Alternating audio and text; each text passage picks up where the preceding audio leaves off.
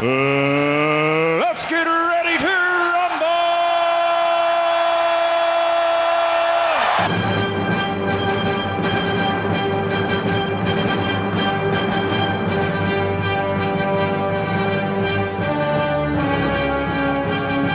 Reporting from Warsenal Studio B in Chandler, Arizona, this is MayaCast.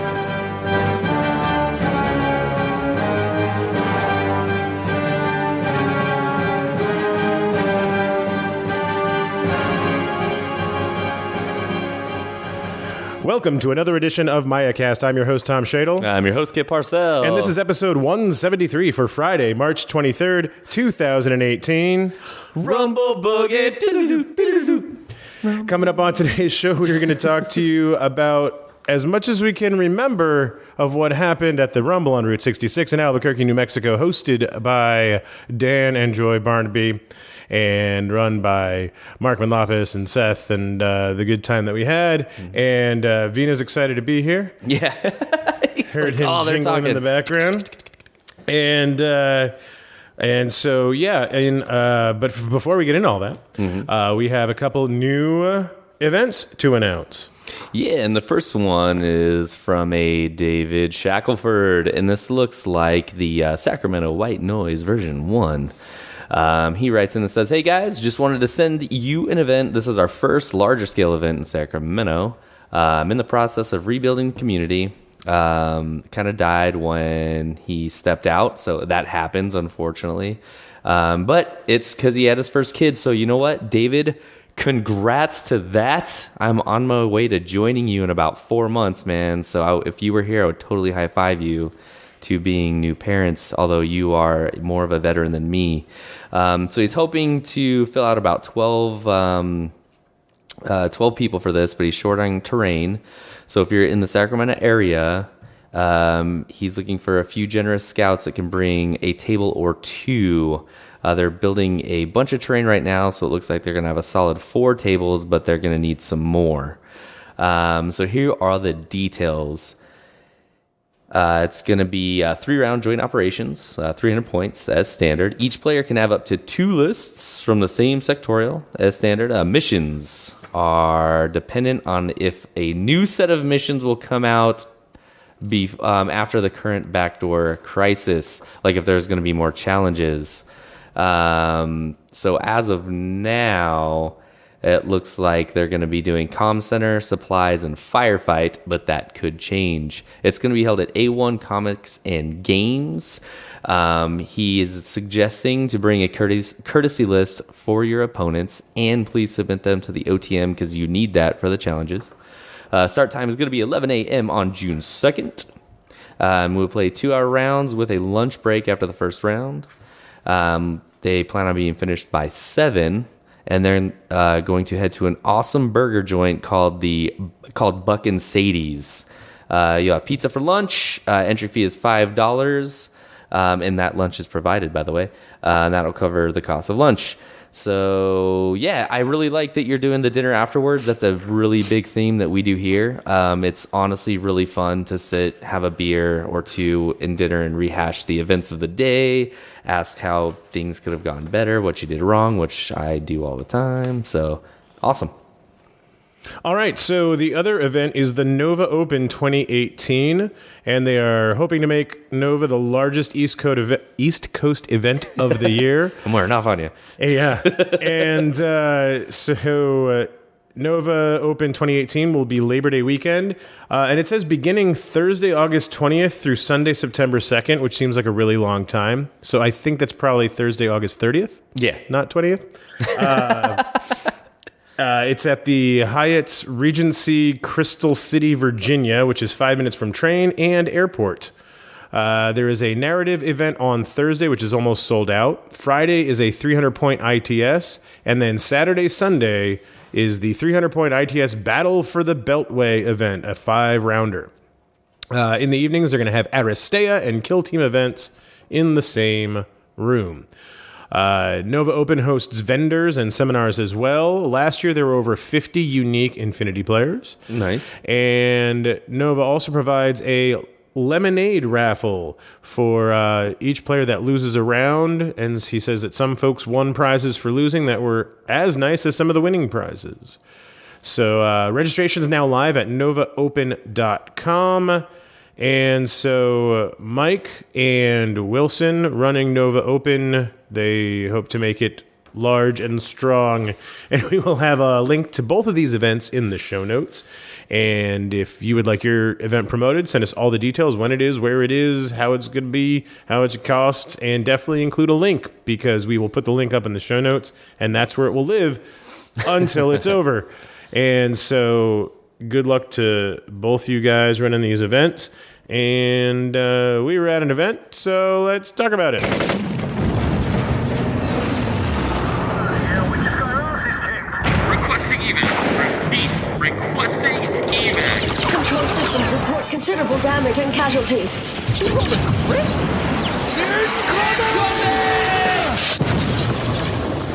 Mission debrief. So on March 9th through the 11th, a couple of weekends ago, 130 Infinity Nerds descended upon Albuquerque, New Mexico to celebrate Kip's birthday. Yes, they did. At a birthday party they called the Rumble on Route 66. And I forgot my drum. Speaking of my birthday. Dang it. Oh, Sorry, yes. That is the only saving grace, is that I know you're going to forget it every time. So yeah, Rumble. We began Thursday night at Dan Barnaby's lovely backyard. So beautiful. Joy did a great Just job. hanging out and eating food and drinking beers and talking and getting presented with JSA panties and all sorts of crazy things. Yeah, I totally have to thank everybody that showed up, because there's like 20 people there at least, man. I think more than that. Yeah, it was a lot of people that we walked in on. But not only did Dan and Joy Barnaby do an amazing job at prepping for Rumble, as did all the judges, which I will thank when the game time comes, but knowing that I was going to have my first bebe, they were amazing, as they always are. And presented me with a little customized wooden wall mount beer opener, and then inside is like 4 or 5 coasters that when you take the coasters out, the opener, like the little slot that they sit in, catches the beer caps. But it's it said Baby Parcel Brewing established 2018, and on the little thing it was like Huggies and Chuggies. And that was like, I'm still elated. Like, I could, if you could see me, I'm probably glowing right now, because it was the coolest thing, completely unexpected. So I wanted to thank them again, but that was absolutely amazing. And then shortly after that, Ethan ran up and gave me another gift that was to Tom and me, but it was more of Tom's bane, and he gave us a little toy drum. He's like, well, this is for your kid, but until the kid comes, you can annoy Tom with doing your drum roll sound instead of the table. And I forgot the drum today. I was practicing this weekend with it. I had it, the little strap, dude. It barely comes down to like my chest, and I was trying to do my drum roll, like drum line. So good. So yeah, you know how Kip bangs the table whenever we're about to announce the winner of something? Well, Ethan gave him a freaking toy drum to do it, and I forgot it. Yep, and that is the saving grace, is we know that's going to happen. So that was really fun. And then Friday, it was nice to be there a day early to like not have to like drive all day and then go to bed and then wake up and do a tournament. Like, we had a full day to like hang out. So Friday we set up tables, and we got 5 tables done. Kip was still working on his first one. It takes longer. You do. And so we set up tables, and we checked in our lists, and then we had some lunch and went axe throwing. We did. So axe throwing was absolutely amazing. Guillermo had printed out Angus, Fusilier Angus, that was like life size. He was like good 5'10", right? Doesn't seem life size. And then he had a bunch of pano symbols that went on another target of all the sectorials and stuff. But before we get into that, my favorite thing about this, because it was in on the on our awesome little bumper that we go in, Somebody had threw an axe and hit Fusilier Angus right in the goodie parts, in the naughty button. And I was like, oh, he rolled a crit. And then all of a sudden Ethan goes, incoming.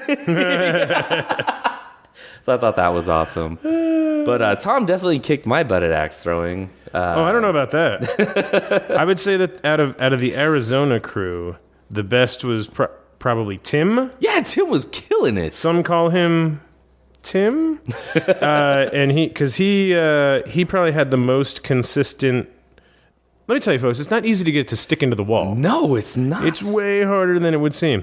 And he had the most consistent stickage.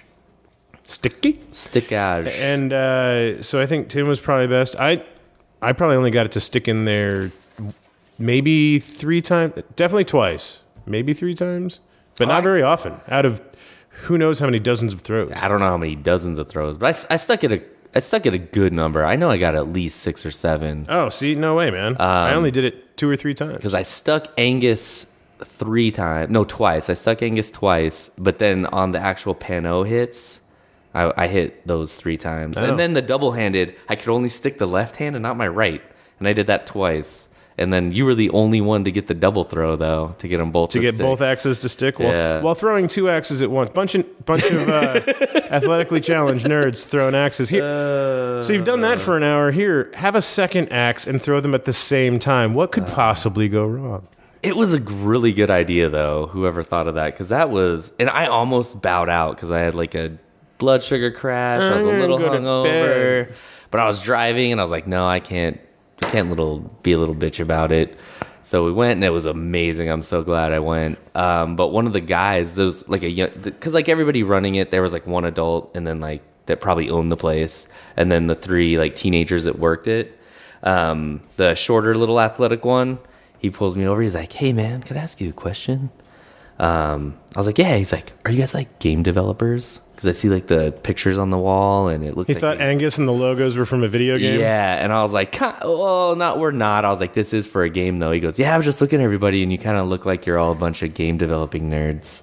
I started laughing. I was like, "No," I was like, "That's a good assessment, man. We're a bunch of gaming nerds." But he laughed, and they actually really enjoyed us. They were having a good time watching us. There was some giant red-headed Celt that stuck it almost every time he threw. Dude, that was Steven. I believe it's Steven from Utah. I don't know his last name, but it was I told Guillermo we needed to rename him Jarl Stefan because after his like 5th hit, Guillermo was like, "Is that like your 5th one?" And I was like, "Dude, it's in a row." Yeah, I was like, "It's his hair color. It's got to be the hair color." In a row. it's his Northern European genes. But yeah, that was Steven. Shout out to Steven. He was awesome, by the way. I don't know his last name though. Then the Angus target was hanging up all weekend during the actual event. Mm-hmm. And there were a lot of damage to the central body mass, right? Oh yeah, a lot to the chest, definitely a lot to the junk. There was a ton to the junk and the thighs. Like I got one in his thigh once, but so did a million other people. But if you looked at his left arm, there was only one gash in his left bicep. That's all and baby. That's where I stuck it. Yeah. So I didn't want to go where everybody else went. I wanted to leave my mark where you could see it and know that one was mine. But yeah, so a lot of fun, although a lot harder than it looks. So unless you're a giant redheaded Celt. I said he was a Viking lord, but genetically predisposed.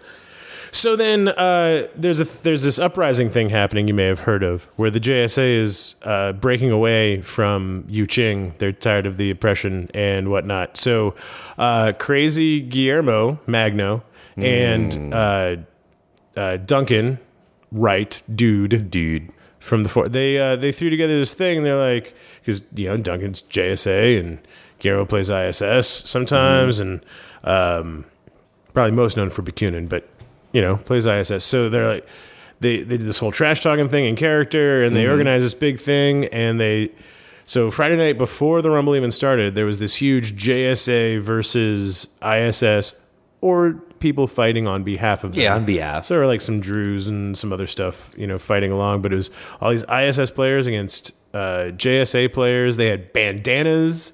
Yeah, we did. Like headbands with their colors. I hung mine on my I couldn't throw it away because Guillermo put so much time in it, so I hung it on my 3-foot Darth Vader in my hobby room, so it looks like he graduated with honors.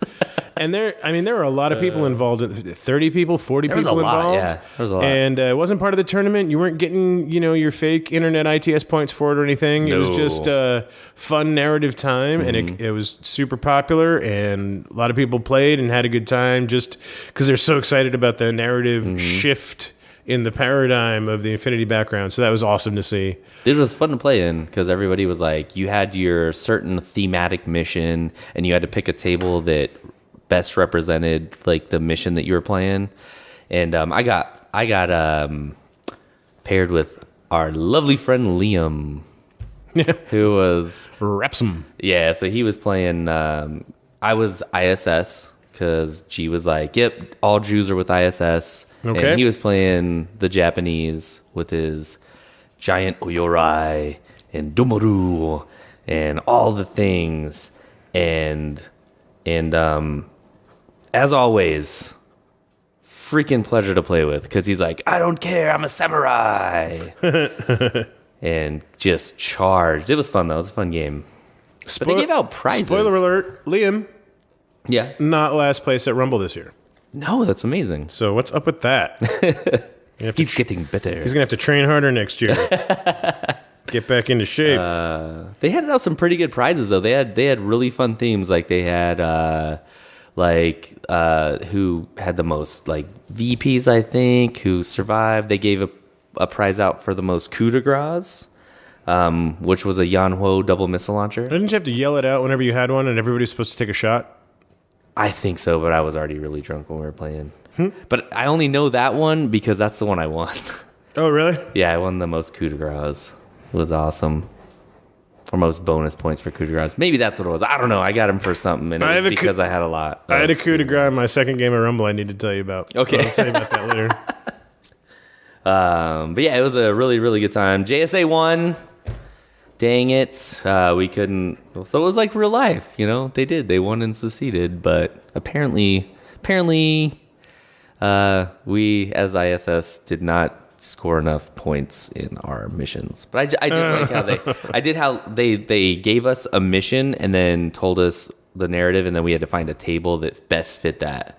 So it was pretty cool. It was really, really neat. Very cool. And so yeah, Rumble on Saturday and Sunday. We did tell you long ago, those that listen and pay attention and then yell at us when we don't do what we said we're going to do. We did say that we were going to go over our lists and how we expect, kind of like we did for the last thing we went to, where we'll go over our lists, or Las Vegas Open, that's what it was. Say how we expect to use them, and then how we actually use them. Right, we're going to do the same thing, but then we got distracted because there was new JSA and breaking apart. All the fun stuff. All the crazy stuff that we wanted to talk about. And no show last week because I went directly from Rumble to the Gamma Trade Show in Reno. And so now I'm home for 2 days, and then I go to Adepticon. So we wanted to record one quick. Yep. When you hear this, Tom will be in Chicago. Yes, Schaumburg, in fact. And at the Renaissance Schaumburg at booth 204. So come by and say hello at the Corvus Belly booth. And say hi. And so the way I made the what do you call it? Missions. Yeah. The missions for Rumble were acquisition, where there's two antennas you got to push the button and then hold on to, and then there's a thing in the middle, tech coffin or tech console that you have to hold with your data tracker. I call it the War the end. Machine mission because everybody just runs to the Run center. in the middle. Stay there. And then hunting party, where you don't want to kill things, you want to glue, you want to immobilize or isolate specialists and lieutenants. And then there's also two buttons to push for seemingly no reason. Random. And then we played rescue, where you have to go get the 4 civilians from across the table. So many 1-0 wins on that. Then on Sunday we played Power Pack, which is the effed up deployment zones in the corners. Yeah. With the 3 things across the middle, and then the Power Pack on the opposite side that you have to go and control and I guess bring back. No, you just have to sit that's on right. That's it. capture and protect. Yeah. That's the last one. The last mission is capture and protect, where you go Capture the flag. You go capture the thing, and then if you want, bring it all back. But it's only worth a point if you do that. But yeah, so the way I broke down my lists were, I felt like capture and protect and acquisition and power pack. It was like go. You need a data tracker to go and grab a thing, and so those are all kind of similar in the tools that I wanted, which left hunting party and rescue, which don't exactly overlap, but what was good in rescue is going to be good in anything, and then I just added a couple of things with adhesive launchers so that they would end up having 2 adhesive launchers to do hunting party, which weren't really effective in rescue, but were there for hunting party. So that's how I divide it. I did a list for hunting party and rescue, and then another list for the 3 sort of possession missions. Yeah, I broke down similar because was playing Drews, and I'm not really good with Drews yet. And I wanted to get, like, especially the ones that had, like, the go-get things. I wanted to run Saito. For hunting party, I really didn't want to run him. I wanted to try something else. So I actually just broke down, like, what would be good for all the other missions. And then I just made one list for hunting party. Because in hunting party, I wanted like more Drews, so it's like Drew's core team because they're all veteran. All veteran. They can't be isolated. Exactly. So in the other list, I had more brawlers, so I could get I can get more tools because brawlers are inexpensive. So for hunting party, I had like my only list, and it was like a Drew's core team, Drew's Hardy's team, and then a few little backups to help them out, which I didn't use properly, which I'll talk about when we get to hunting party. But yeah, I only used that list in hunting party. It could have subbed in for rescue if needed, because I took a Bashi in there. But I was paired up against the left, and I was like, nope, totally playing my other list. So stuck to my plan, and it kind of worked. Not really, but and we'll get to that. Since we started with acquisition, I'll start with the acquisition list. So I wanted something that could be my data tracker that could go and hold stuff kind of reliably, right? And I chose a Caronted lieutenant with MSV3 and a plasma rifle. That works. Not your typical HMG, because he's going to be all the way up in their business with a plasma rifle. And the plasma rifle, because of the 2 damage, the 2 saves, BTS and armor, actually has a lot more killing power. Oh, yeah. I'd rather force them for every time I hit to roll 2 dice than roll 1 extra die to hit. Anyway. Especially when one's BTS and a lot of like regular troops to have 0. And you can go into suppression fire with the plasma, still doing plasma damage, in the middle of the field. So the idea with acquisition is to, try and kill stuff and position him, like, whether I go first or second. If I go second, then at the end of the game, he's got to run up, take the thing. If I go first, it's no problem, because I'll run up and take the thing and then enter suppression to make it difficult for him to try and remove it, kind of thing, right? So because he's got MSV3, he's backed up with 2 Data Razi, extremely impetuous, with the smoke grenades, who can also, if they live to the end of the game, can help smoke him out, if I'm trying to hold it there at the end. Because honestly, I want to go first, because I do have a specular killer. And I can go kill data trackers, right, and whatnot with that boarding shotgun, of course. Q-drone, since I have the Caronted with the plasma rifle, instead of taking the Q-drone with plasma that I always talk about, I decided to take the HMG and needed some long support. And so I'm going to put him somewhere where he can, see multiple objectives, cover a fire lane, funnel people to wherever I want them to go, or take on a piece that if I'm playing second, take on a piece that they've left out that I want to deal with, or I want to have not move. because of the threat of the total reaction or whatever, right? And to go along with the Q drone, HMG, who's going to be out in a very obvious spot, I took a TO camouflage hidden deployment Noctifer missile launcher. Bane of everybody's existence. In order to hide nearby, so that when they go to take on the Q drone and remove the TR threat, the Noctifer can pop out an ARO and take a missile shot. So harsh. So mean, Tom. Speaking of TO and hidden deployment, there is a Malignos hacker. And so for acquisition, he's meant to, push a button on the antenna and then hold it. And so if I can, I want to hold on to him all day long until turn 3, where he can push a button. Unless just something really tantalizing comes around. Like later in Power Pack, which is the same list, I needed to reveal him on turn 1 because a heavy infantry deployed within 8 inches of him, which was super useful. Because that can happen in Power Pack with the weird deployment zones. Yeah. And infiltrators and stuff. So, yeah. Anyway, an E-drone, the Evo hacker, it's there to buff the Q drone and then be a fast specialist on turn 3. The MedTech Obsidian Medconoid and 2 slave drones. So Dr. Engineer with his 2 slave drones. And then, like I said, the 2 Data Razi, and then with 4 remaining points in Imatron. Yeah, so that who makes the 10th order? It's a limited insertion style 10 order list. You ran 10 orders the whole weekend, right? Both of my lists had 10 orders, yeah. Nice. Combined works really well at 10 orders. They do. When you push them to 14, in my opinion, and people obviously have different play styles, but for my play style, it really hums at 10 orders because I can take some really good things backed up with some good support. When I push it to 14, I have tools, certainly, and orders, of course, but I find like a lot of it's junk that I'm not really excited about.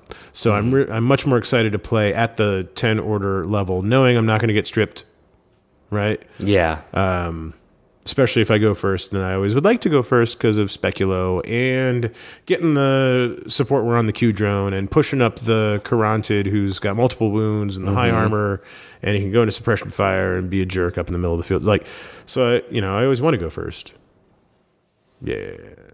No, it makes sense. I'm the same way.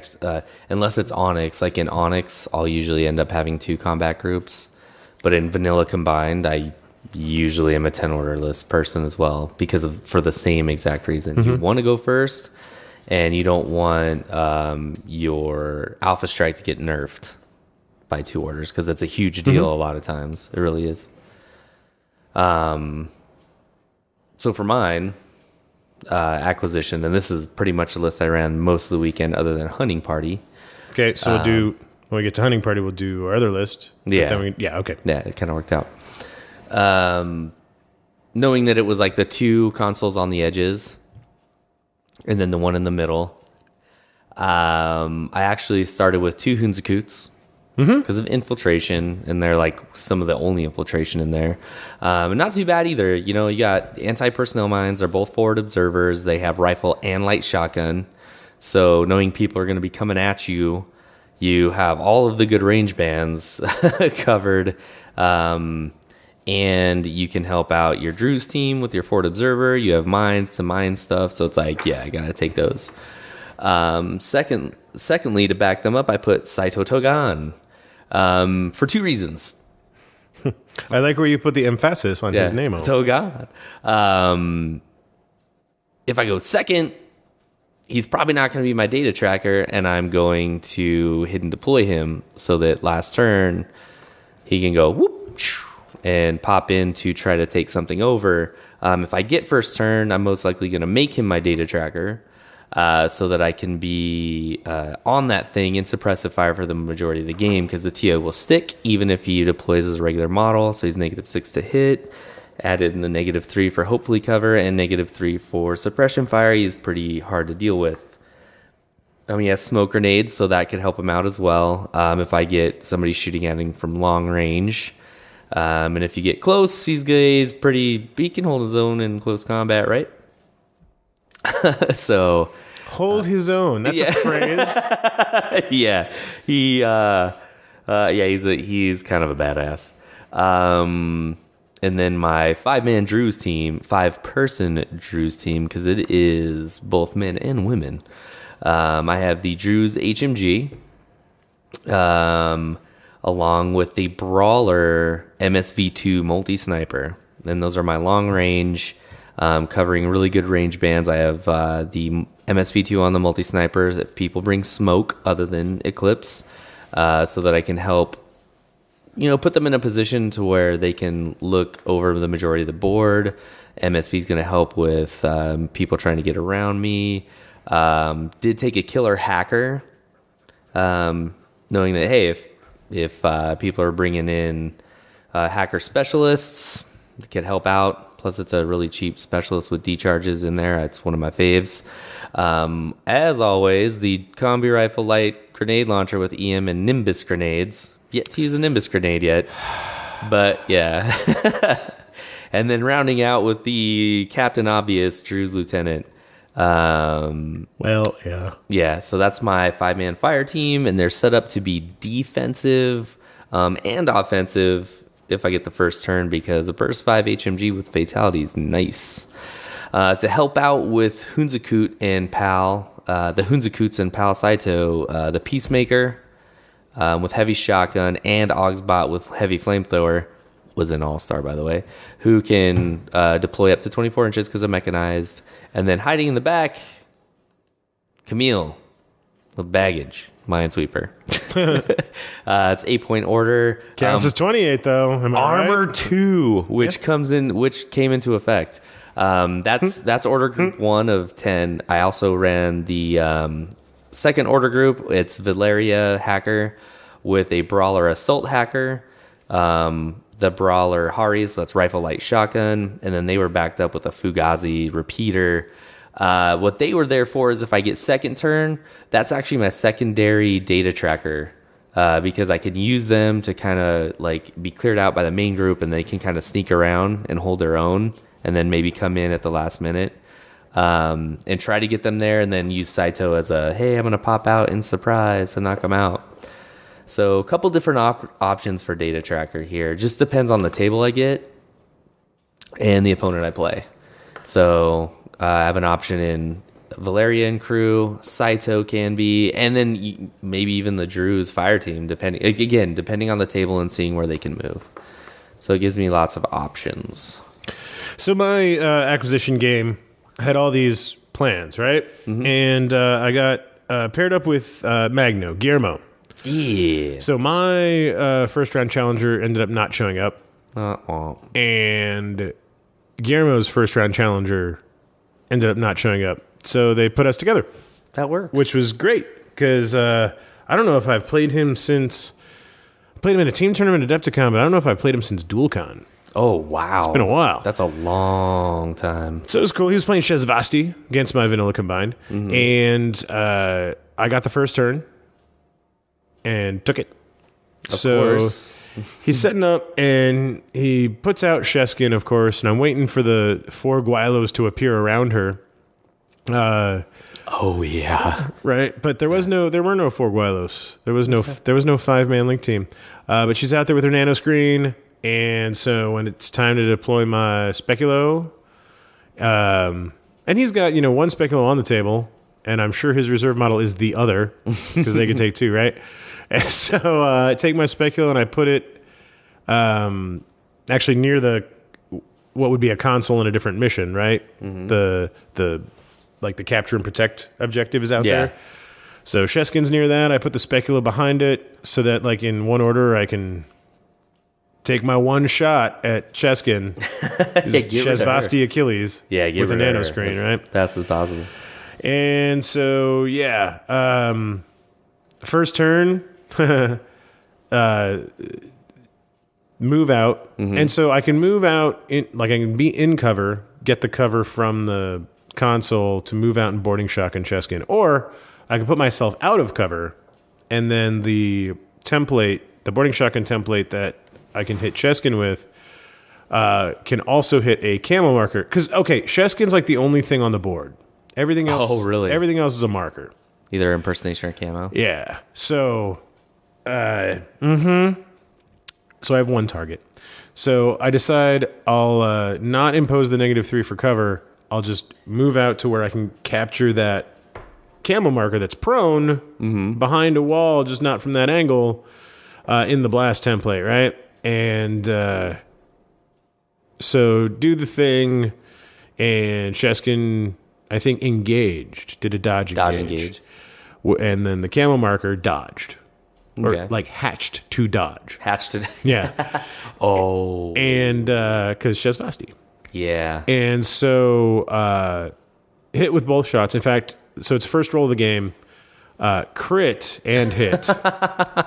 +6 for G. Yeah, +6 for range, -3 for the nano screen. I did 15s. And rolled a 15 and like an 11. His engage failed. And the dodge from the camo marker also failed. And the camo marker was hashed. Korak's hashed.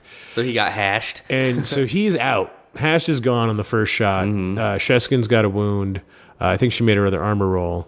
So now I move back into cover for the next shot. He's got... I think he tried to engage again because he wants to Achilles close combat. Oh, yeah. The Speculo. And the next shot takes out Cheskin. And so she's dead. There's not a lot else I can see. I moved some stuff up. Like the Karantid moved up towards the center, but got his back like in a corner between two crates. So his back is safe, and now he's covering the advance. He goes into suppression fire there, a couple orders away from the center thing. And so moved some stuff up, got supportware on the bot, right, and tried to discover one of the Speculos and failed with like 2 things, and that was my turn. And so then he took his turn, and it went from bad to worse for him. And so during my second turn, killed. Yeah, it was the Q drone that so. His Speculo came up and killed Dr. Worm. Okay. And now I moved on my turn, I moved the Q drone back along the building wall, right, that it's atop of, to where I can see that Speculo. And he's like, I have no line of fire because I'm engaged. I was like, no, you monofilamented Dr. Worm. Yeah. And he's like, oh, that's right. So yeah, he probably dodged smoke or whatever. But no, the total reaction bot murdered the Speculo. He tried, that's right, in his turn, he tried charging the Karantid with the other Speculo. And I crit him with plasma and suppression fire, even with the -6 surprise attack and all the stuff.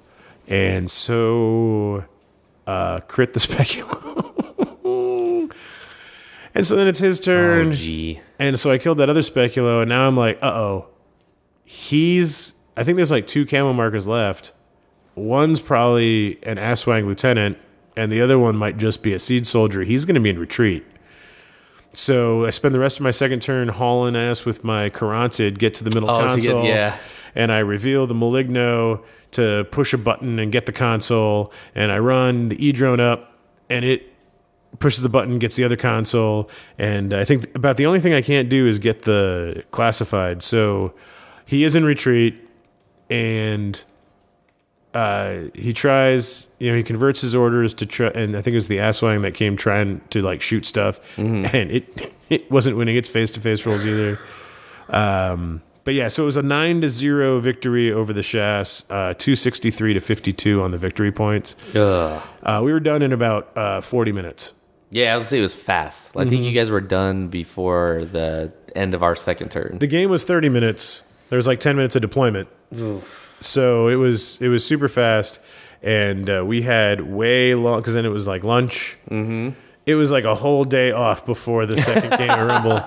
You were next to me. It was fun. Like you guys got paired next to me, and I was like, "You guys are done already? What?"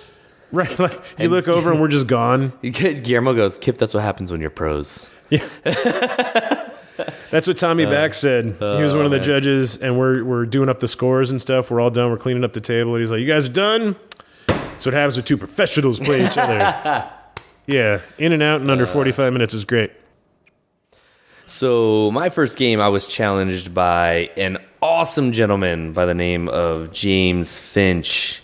First time that I met him that I can remember. So I'm going to say that. James, if we met in the past, I was probably having way too much fun, because everybody that has met me at one of these events knows how excited I get to see and hang out with everybody, and I go a little overboard just because I'm like a little puppy.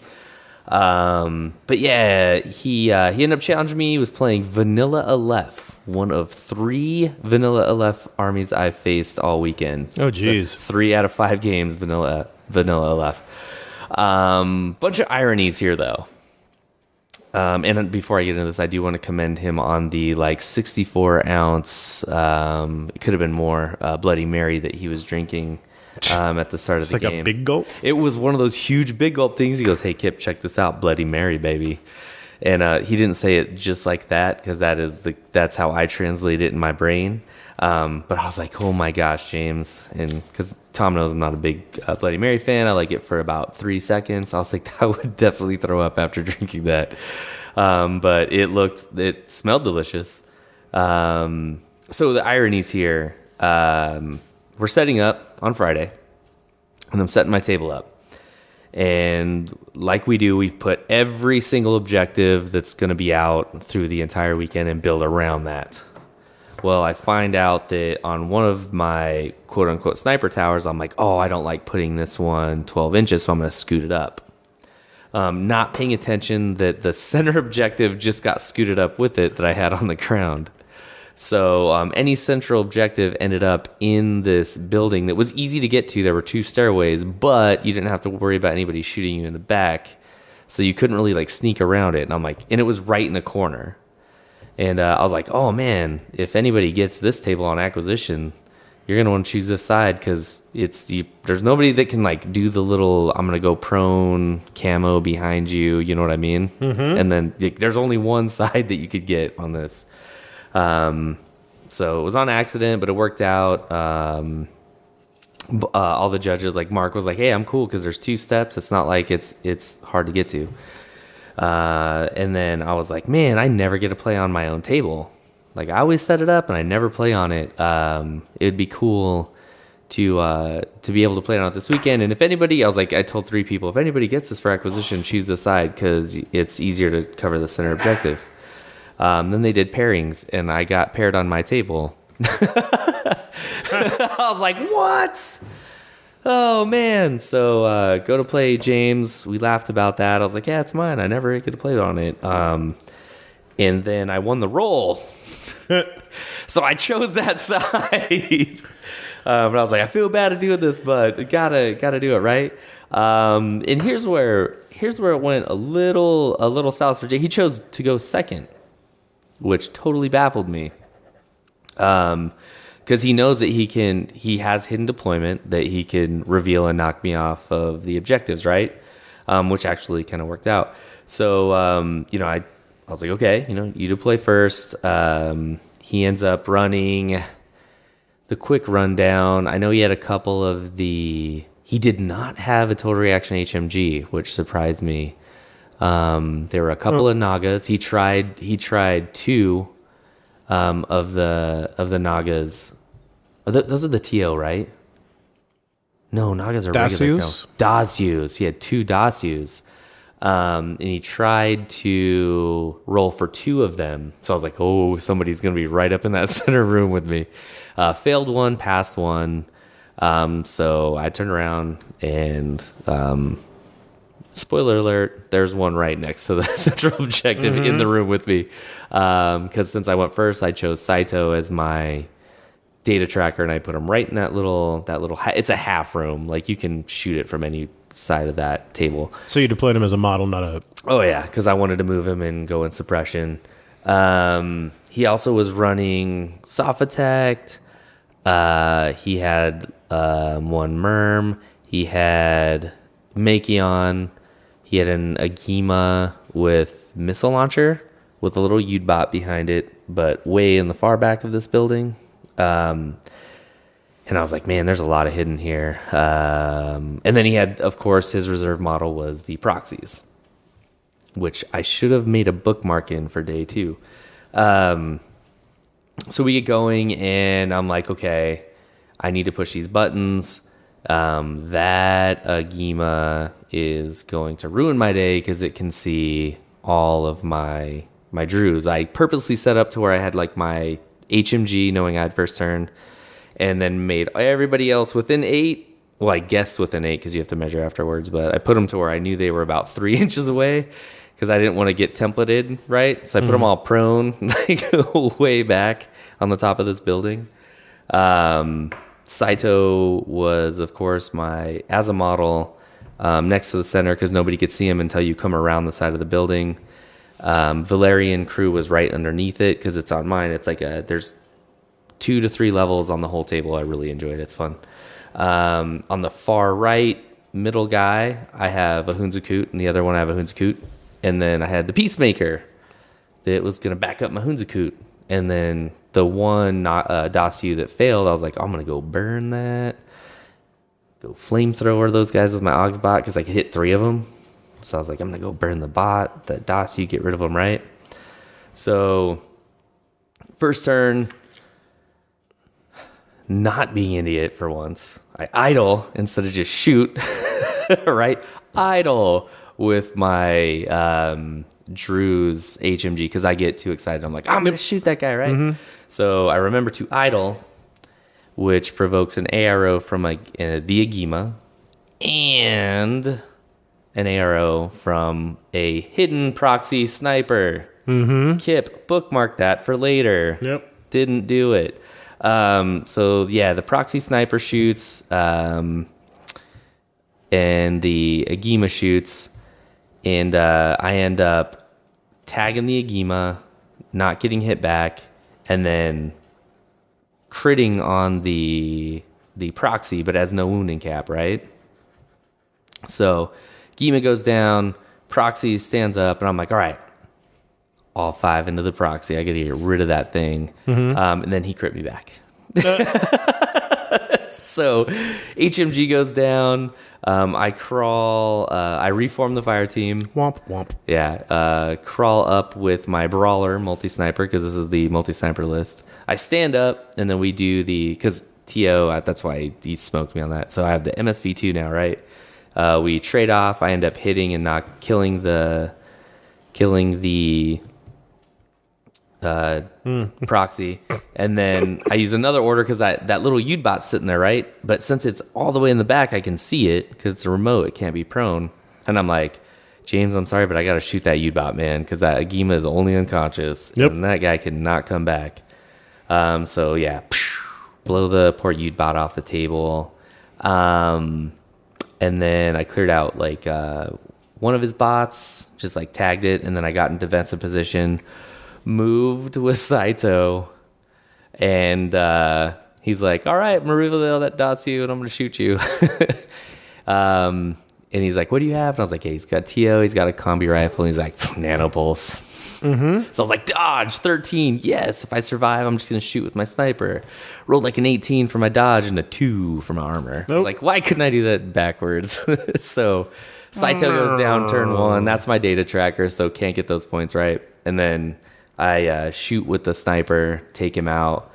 So Drew's no sensor bot? Not in this list, unfortunately. Yeah. Which bit me in the booty, right? So then I had 2 orders left, and I'm like, James, I'm in position. I know you're not in retreat yet. So I'm going to speculative fire onto Makion with my like grenade launcher, because looking at what's on the table, I want to take Makion out. So I speculative fire and I hit, but he passes. Actually, you know what? I think he dodged and passed. So I did it again, and he dodged and passed. And I was like, okay, that's the end of my orders.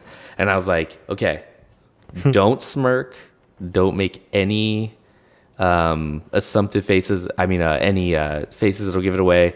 But I'm doing that because I'm assuming that that's your lieutenant, and we'll just leave it at that because I don't want to give it away. And he just laughs at me, goes, well, Kip, with my first order, I'm going to use my lieutenant order and move Makion. So we both had a good laugh at that. Yeah, man, he popped smoke, got the Sofatech up, popped his little combi rifle bot back up. speculative fire smoke on top of the building, but didn't have enough orders after moving a couple things around to get Makion up there to reveal the Agima. But to get in range with all that, he was sticking out just a little bit. So on my first order, I moved on my second turn, I moved my sniper over. And I was like, what's Makion going to do? He's like, dodge, throw, smoke. But I ended up winning that and taking out Makion. But that Peacemaker bot, I did get him up and took out the other Dasu, took out one of his other guys, and then it was just kind of like a race to the middle. He had that double submachine gun proxy, man. That thing is the bane of my existence. It smoked my Hunzakut, so I couldn't get the far right one because I couldn't reveal and move over.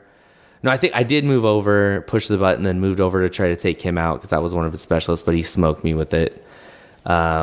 His other hidden guy moved up and took the other objective, but then I ran over with a shotgun and shotgunned it off and took it back. So all in all, I ended up taking the day because he was in Lost Lieutenant and then did a new one, but he didn't have any orders this third turn to kind of knock me off the center. Because I ended up moving Valeria and crew up to the center. So I had 3 guys on it, so you couldn't even touch it. Like, that was the other benefit. Like, I had it completely surrounded. Even if he could have got around, he would have to face 3 AROs and then kill him enough to have enough to either coup de grace one of them and then move up without getting shot himself, you know? So I had the middle one kind of on lock, had more of the side ones, and it just kind of like ran out of orders. But it was actually a pretty fun game. And I told him if he had chose to go first, it probably would have fared better because like having the shots from either a sniper and or his missile launcher. Like holding that in reserve, I probably wouldn't have expected it. And he put all my guys out to where I had both up, and he probably could have smoked them both with missile launcher shots. You know what I mean? It's got to take them out early, and then he could have got the jump on Saito. So I think that the benefit of him choosing to go second was very beneficial to me, being able to pick side and out deploy. Because vanilla left's rough, man. And there's a theme because I ran into him 3 times, and they were very similar. And when somebody has, although he didn't have as many orders as the other 2 opponents I had, but they're pretty rough to go against when you're facing like 15 to 18 orders, which I did twice. Yep. So then we moved on to Hunting Party.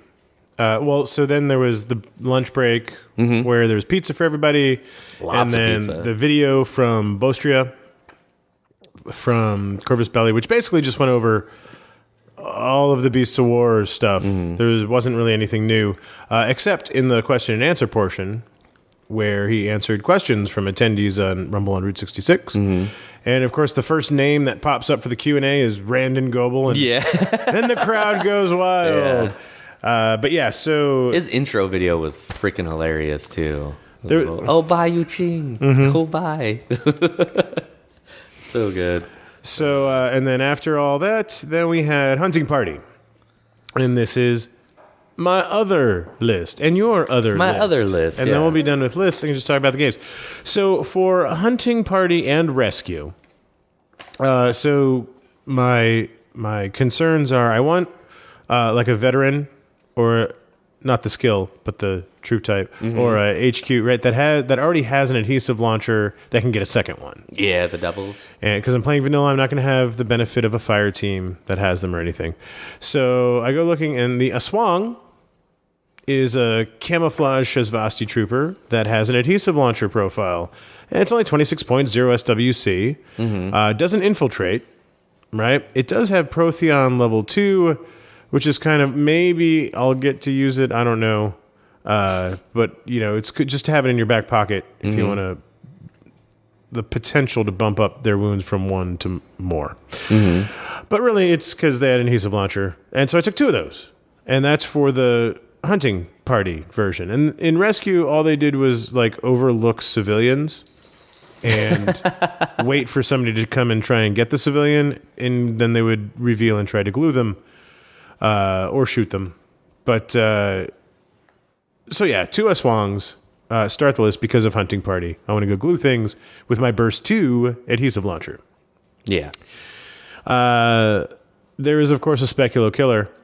And once I start playing JSA, I don't know how I'm going to live without impersonation. But hey. There's other things you can do.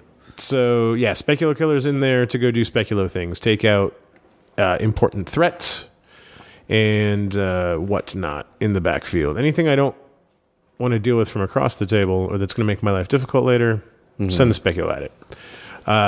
Or just be there as an impersonation marker to make them waste orders dealing with it. Which is more effective when they only have like 10, less effective when they have 18. But the leader of the band... Oh, and the other good thing about Speculo, for rescue, multi-terrain, and with the impersonation can start in that 4-inch strip right by the civilians. Oh, yeah, that's right. Yeah, so the plan is... don't have to roll for I don't have it. to stop at the edge of the difficult terrain. I can just walk up to... It depends on terrain, naturally. But I can walk right up to a civilian Singet and start moving right away. Or maybe I have to throw a smoke grenade from where I deploy so that I can walk up to the civilian, grab it, and move away. But yeah, multi-terrain and starts right next to the civilians. Good and is a Speculo Killer. Yeah. The other big piece that I want to do work is the Sphinx, which is the Shazvasti tag. It's a TO tag. It has hidden deployment right with the TO. It's got a 6/6 move. It has multi-terrain. It can pop out the little Syndron if you need a specialist. Whip 10, but whatever. 2 heavy flamethrowers, explosive close combat weapon, and a close combat of 18, so not exactly a slouch. No. At damage 16, right? Explosive, right? And yeah, climbing plus and multi-terrain. So it can zoom all the way across the table, grab a civilian, zoom it all the way back, give it to a data tracker. For rescue. And for Hunting Party, well, it's a Sphinx. Yeah. And it can, murder stuff. For the lieutenant in this list, I chose a Morat Vanguard Infantry. So perfect. And the idea is I'm going to put him prone. I'm going to put him upstairs. I'm going to put him somewhere. If there's a room with no windows and doors, he's going in that room. So he can't even be speculative fired, right? He's just going to go somewhere. And then maybe I'll have stuff guarding him as well. Just make him really hard to get to and hard to deal with. In addition to that, since he is a mole rat, he cannot be affected by isolation, so you're going to have to glue him. You're not going to be able to lob a speculative EM grenade and try to isolate him. You're not going to be able to use a jammer on him with a Muruia. You're going to have to get up there and glue him or shoot him with a stun pistol, right? And because stun pistols in this mission, in Hunting Party, do immobilize. Yeah. So I took him as lieutenant because he's immune to half the effects and he's cheap. Then rolling with that theme of, hey, Morats might be good in Hunting Party, my specialist, instead of the Medconoid, instead of Dr. Worm, I took the Kurgat engineer with boarding shotgun, also a Morat, also cannot be isolated. So he's a specialist, so a potential target. So extra layer of protection, and that saved me some points as well because he's not as expensive. I just don't have a doctor in the list. The Kurgat does have 2 slave drones. The Malignos hacker, makes a reappearance here. Assault hacker, TO, infiltration, can start right by objectives, do stuff, has multi-terrain, so can go grab civilians, right? Can leave it in hidden deployment so you can't glue it or isolate it or whatever until I absolutely need to use it. I can throw out some mines for some board control in the middle, whatever. I mentioned the 2 Aswang. M-Drone. This is the most vulnerable because it's a specialist that's a remote, right? But it does have multi-terrain, and it is 6/4 movement. So we can go grab 2 civilians because it's a specialist. And wanted the forward observer in there in case you get that classified, and wanted him in there because he's got the sensor, so I can go reveal stuff. If I like, this would have been great if I face chess, where I only have 1 target on turn 1. Yeah. So he can go up and reveal some stuff. But you know, that type of remote that everybody has is super useful toolbox. Then there is a Icadron Batroid. That's the 9-point baggage 2 flamethrower pistol flash pulse guy, right? And then an Imatron providing Wi-Fi. So those are the 10 orders. And the idea is, so for hunting party, the idea is the Aswangs will have to hoof it across the table unless they come to me with specialists and their lieutenant, which I doubt. Speculo Killer, because she's a veteran troop, I believe is her classification. So she gets a glue gun. That's amazing. So she can, find the lieutenant and go glue it. Or hopefully make the lieutenant unconscious and then spend as many orders as it takes to glue it. At burst 1 and ballistic skill 12 and their physique -6. So that's the idea with the Speculo and whatnot. So that's my list for Hunting Party. And in Hunting Party, I played Grimalkin, Matt Loftus from Kansas. And I believe, he played Neo-Terra Capitoline Army. And so it was a bolt link, because veterans. Right? Also smart. Yeah. And then a Swiss HMG, which was hidden. And 2 hexes. I think one was Spitfire, one was Hacker, maybe, that were hidden. Right? And so there's not a lot out there. There's, the bolts, and there's a machinist guy. And, there's not a whole lot out on the table. That's a lot of his points wrapped up in Swiss Guard and a couple hexes. And so I believe it was a 10-order list as well. Okay. But it was the closest game of Infinity I think I've ever played. For example, the score ended up, I lost 2-3. Okay. We both had 202 victory points exactly. How do you do that? That's like the 3rd time you've had that happen. And or I've told you the same story 3 times. But yeah, so 2-3, and I can't remember because much drinking, and I was patient 0. I was super sick. Yeah, you and were. So it was 2-3. It was 202 to 202. It was like I was a quarter inch away from securing the HVT, or an inch away of reaching where I needed to for the transmission antenna. So it was just not only close in points, but close in, like, it was like the last order of the game decided it, and it was all that sort of stuff. It was very, very close.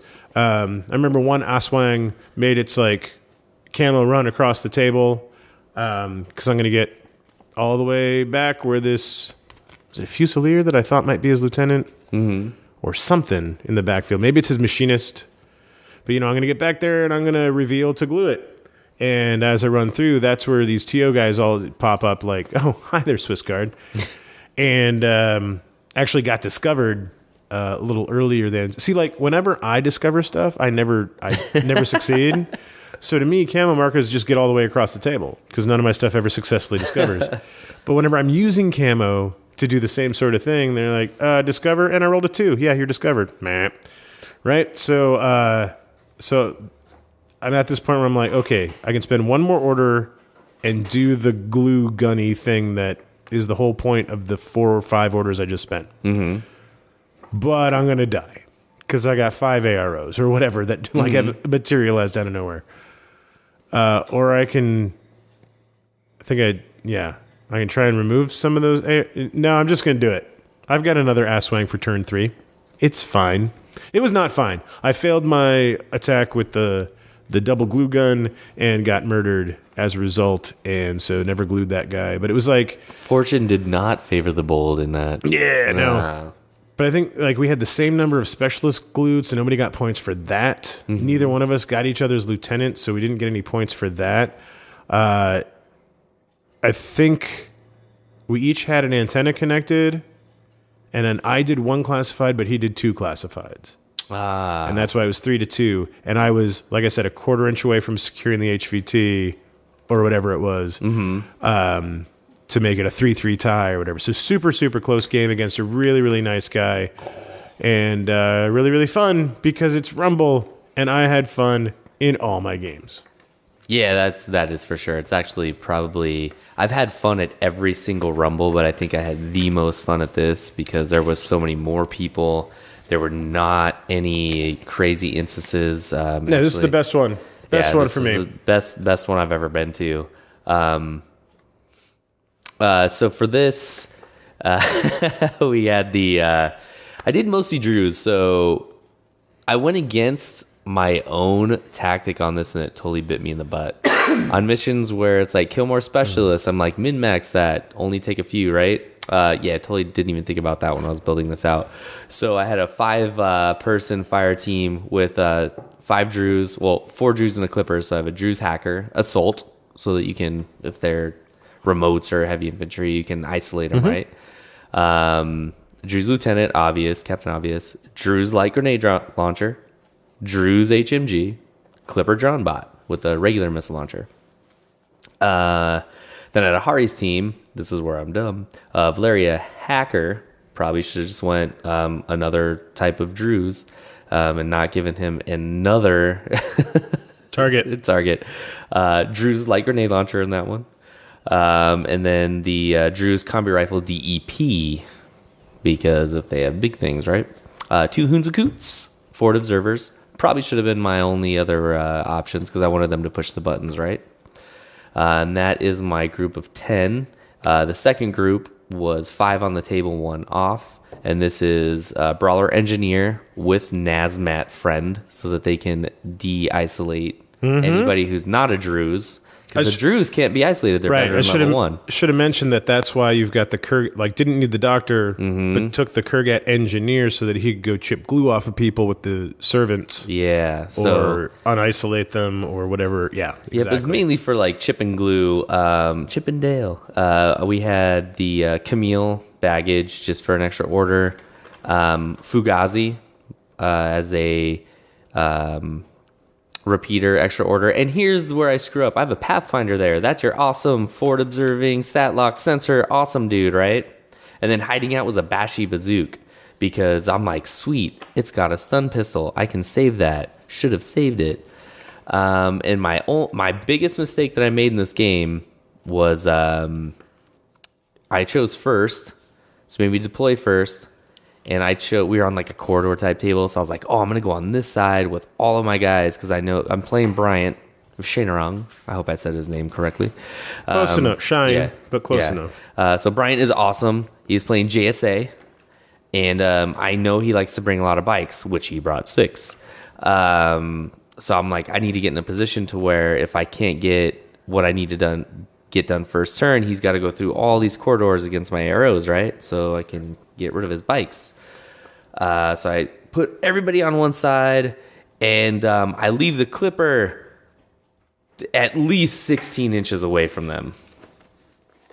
And he's got this huge tower with a wide open view that the Clipper will have to go through, not paying attention. And sure enough, he's like, I'm going to make a roll. And he rolled a 2. Can you turn around?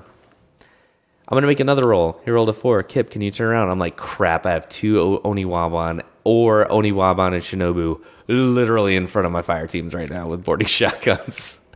So as my first order of the game, I like, Clipper, run again. Or I went run sensor because I could clip one edge of the building in case he was on top of it. And he goes, at the end of the game, he goes, dude, I totally was going to put one there. And I moved it at the last second.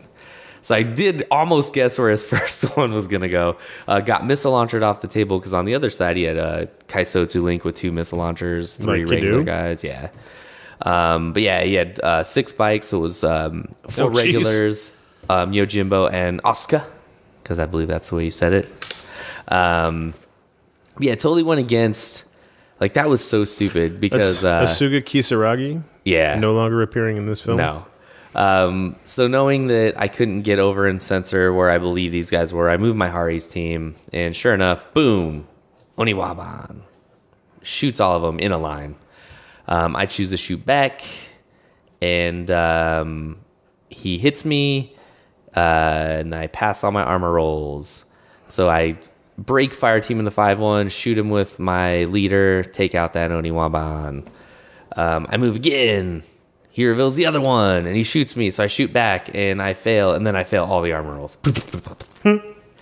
So then I move my little prone dude out, and he wins that one, and he goes down. So I go prone with another one of my druids, go out and I viral pistol it, and it goes down.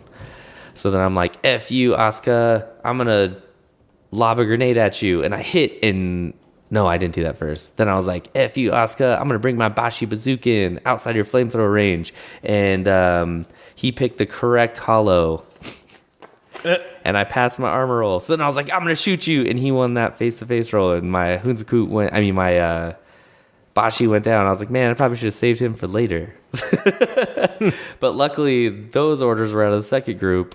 So then I was like, hey, since you did that, I'm going to lob a grenade. And I isolated Asuka. And I was like, yeah. But then I only had a 4-man fire team. And I started moving Hunzakoots when I should have just shot one of his dudes and moved, man. Because I still don't know how to use this truth. It's the best army to play in Hunting Party. You have double adhesive launchers because they're all veteran. They have them and you're in a fire team. So run. Run up the field. Shoot things. Don't stand still, you idiot. So I ended up standing there, and he just... he ended up biking me. I did get most of them off. He got my Hunzakoot, so the whole game he had more specialists. He had coup de grace me. I got my other classified, which was coup de grace. So, but I had more lieutenants. So it's sitting there at the last part of the game. I tried lobbing on his Kimpai Tai, and I couldn't hit it, man. I could not hit it. It could be a trap. Yeah. Well, it was chain of command. So as soon as I knocked Asuka out, it popped over. Because I think he made a joke about that. Well, because you have to tell him who your lieutenant is in that one. So he's like, yeah, here it is. So couldn't do it. And he's hauling with Yojimbo. And at this point, I'm winning 5-4 because I have more lieutenants in a classified. He has more specialists in a classified. So he's hauling butt with Yojimbo, and he's throwing all this smoke. And I'm like, dude, why are you throwing smoke? Like, you could literally shoot the 2 guys that were my lieutenant. They're no longer my lieutenant. Because as long as they were your lieutenant at some point in the game and they're isolated at the end, they count. That was the ruling that Mark had said in this mission. As long as they were your lieutenant at some point in the game and they are immobilized, they count as a lieutenant immobilized. That was the ruling at Rumble. So he's running, he's throwing smoke, and he's not shooting these guys. And I was like, okay, this works. So he pops out. I viral pistol, he stun pistols, and he hits me. I fail EM, and I go immobilized. He's got 1 order left. And I'm like, all right, this works. I'm going to be in retreat. I'll have orders that I can convert because I'm veteran, so I can try to reset out and hopefully survive his shots back. So I have a chance to still win this 5-4. But then he goes, man, I gotta make you unconscious, but I can't kill you. I'm gonna take 2 pistol shots and just hope that I hit one and you fail. He's like, it should work out that way. I'm like, well, if you shoot me and I reset, they're both normal rolls because my reset doesn't affect your shot. So he's like, he goes, Kip, this is why I said this to you. Fortune favors the bold, my friend. And he pats me on the back. And I'm like, shiza. So he shoots twice. Hits both. I'm like, 13 and I win, baby.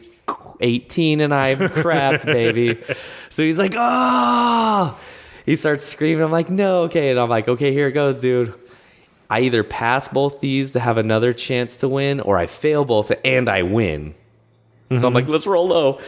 Pass 1, fail 1, and he just starts screaming, jumping around. I'm like, no. He got exactly the result he needed. Yeah, exactly. On 3 dice. So I was like, so it went from me going to win 5-4 on that last roll to him winning 6-4. But I had to high five him. I'm like, dude, it was a good game because it was a pretty good chess match, man. It was not easy on either side. There was a lot of dead things. Like all of his bikes were gone. Yojimbo was the only one left. Pretty good game though. It was exciting, and I think he's 2-0 against me, and I think both games have came down to the very last one. And I need to go back to my game with Matt because, well, first of all, there was another Matt at the next table, but Yeah. that Matt showed up first, and I called him wrong Matt the rest of the weekend. So I get to the table, and there's Matt, and I knew I was supposed to play a Matt, and I'm like, hey, so we're on table 42? He's like, I thought we were on 43. So we adjust 43, and then the other Matt, the one I actually played, came over, and I'm like, oh, so I am on 42, just with this Matt, not the other Matt. But the reason I wanted to go back is That's funny. so he's playing Neoterra, he's playing Pano, and in his first turn, I feel like he failed every ballistic skill roll, but he passed every willpower check. Oh wow. Okay. He had his classifieds in 3 orders at the start of the game, Okay. passing every willpower, and I think might have had data scans, so it's -3, and yeah, and so he made a whole bunch of willpower checks in a row with Pano, and then failed a whole bunch of shots in a row with Pano, and it was like like you're crazy, opposite, man. crazy upside down backwards world. We're in the upside down. So then we go on to round 3, and we're going to play Rescue, and it's the end of a long day, right?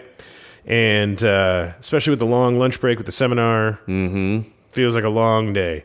So we're playing Rescue, which is perfect to end a long day with, right? Everybody's favorite mission. And dude comes over, I think his name's Kyle, from Oklahoma or Colorado. I don't remember. Colorado. Colorado. Coloroma. So Kyle comes over and he's like, hey man, you want to play, and I forget what the second list, but he's like, do you want to play this list or this list? He's like, I don't even care, just pick one. I was like, oh, how about evens? It's that one, and odds, it's the Avatar. Because he's like, do you want to play the Avatar or do you want to play the blah blah blah? The blah blah blah. And I don't remember what the other one was because I rolled and we got the result that we're going to play the Avatar list. Okay. So I get to play against an Avatar That's fun. on Rescue. I'm like, okay. And seems risky. It doesn't have multi-terrain, but half your army, or whatever. Fun times. And so I played the list I just described, the hunting rescue list, and deployed those Oswangs covering my own civilians, whatever. I've got the Sphinx in hidden deployment, right? And it's up on this little bridge thing kind of in the middle of the board. Right at the edge of my deployment zone, right at 12 inches. So it can run up and either go to the left or the right. And that's if that's coming through on the recording, that's Vino eating a pig's ear. Which we didn't give him. Like, you don't give him treats during the show because it makes noises. No, it's one he buried a week ago that he just buried before the Gamma show. Oh my goodness. Before we took him to the kennel, and now just dug it back up now that he's out of the kennel. So yeah. Anyway, so he's like, so playing the Avatar list, he's going to go first. He runs around with the Avatar and he kills things like the Icadron, the Imatron, right? Other stuff is pretty well bunkered, but he was able to draw. It's one of those tables where there's not a lot of total cover. So he was able to like mosey around and pick things off here and there. And he's coming at me. I don't know if he's coming towards the civilians or just coming towards my lines in general. Maybe he wants to sepsitorize stuff. I don't know. Okay. But he gets to this point, and I'm like, he's close to the Sphinx. And I ask him how many orders he has left. He has 3 orders. And I'm like, well, this is probably going to get the Sphinx killed because he can spend 2 more orders just shooting at me. But I need to get the ODD off the Avatar so that the rest of the army can at least try and deal with it. And so I reveal the Sphinx, and I heavy flamethrower the Avatar. He decides to shoot the Sphinx back, of course. And he's in like 0 range. -6 for TO. -6 for TO, -3 for cover. Oh, because you were in cover too. Yeah. Oh, okay. He managed to put a wound on the Sphinx, and then he goes to roll the armor. It's armor 9, right? Goes to roll armor for the Avatar on the heavy flamethrower. I'm like, that's okay. I got rid of the ODD. You didn't dodge, so that's all I was really worried about was getting the ODD off. Give everybody else a fighting chance. And so he, and he was originally going to Sepsitor, and I'm like, so the only thing he would touch is the Sphinx. I'm like, it's a remote presence tag. It doesn't have a pile. There's nothing to Sepsitorize, so it would have no effect. So don't do that, right? Because the other way to go about it is let him do it, and then tell him it doesn't affect you afterwards, and then you're a shitty person. Yeah. So I was like, no, you don't. So we do the thing. He rolls for the armor. He rolls like a 5, which is not enough. No. And I said, uh-oh. And he needed 6s. And then he rolls a 3. And I'm like, uh-oh. And then he rolls a 2. And so the Avatar is unconscious. So you got to make the choice at that point. Do I engage Mnemonica and remove the Avatar? Or do I leave it unconscious? Because then he finally passed, so it's unconscious. Oh, okay. So now, do I use Mnemonica, or do I leave it on the table unconscious? And try to go fix it? Right. And he had 2 Kurgats in his list. Okay. So I think he figured that he can run the Kurgat over and fix it up. Go get that guy. Right? Yeah. And so he's got 3 orders to do it. He's running the Kurgat, taking shots from the Sphinx, and surviving, right? But he would move and shoot back, like to make face-to-face rolls, or move and dodge, whatever he would do. And he would get hit, and he would pass the armor roll. The Kurgat was indestructible. But he did run out of orders and not get to the Avatar. And so it's my turn. About 4-5 inches away from the Avatar is a slave worm. And I said, so I don't want to do this, man. I especially don't want to do it with the thing that I'm going to do it with. And so the Kurgat activated, my Kurgat. And along with him, that nurse worm who moved into base contact with the Avatar. And then the second short skill, I coup de grace the Avatar with the nurse worm. And so that was mean. With the little slave drone? With the slave drone. I said it was like Wrath of Khan where the worm goes into the guy's ear. Yeah. Turns him all evil. Oh. So one of the most expensive models gets killed by the cheapest model in the game. Oh, the irony. And Specular runs around and kills some stuff and gets killed, I think, in the backfield instead of grabbing a civilian because there are too many AROs. Sphinx eventually grabs a civilian, brings it, I think, only to the middle section. By the time the game's over, it's 1-0 me. Woo! Right? Because it's rescue, and that can happen.